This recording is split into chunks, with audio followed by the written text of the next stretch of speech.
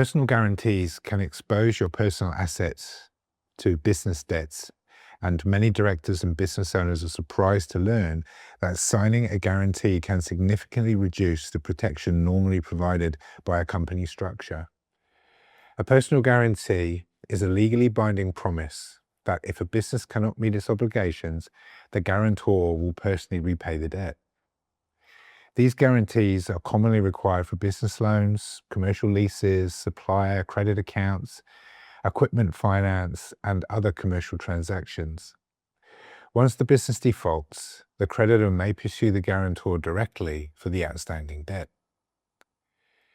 The assets at risk depend on the terms of the guarantee and any security provided. Commonly exposed assets include the family home, investment properties, bank accounts, shares, vehicles, savings, and other valuable personal property.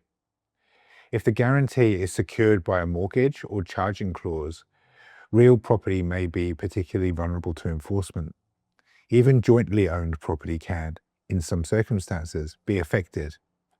A common misconception is that incorporating a company completely protects directors from personal liability. While a company is generally a separate legal entity, signing a personal guarantee creates a separate contractual obligation between the guarantor and the creditor.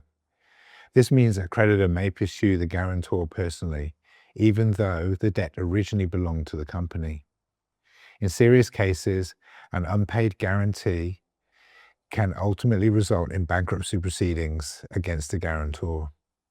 However, signing a personal guarantee does not automatically mean you will lose your assets.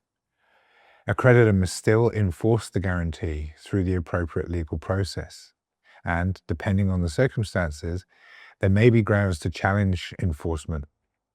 Issues such as defective execution, misrepresentation, unconscionable conduct, or the scope of the guarantee itself may affect whether it can be enforced.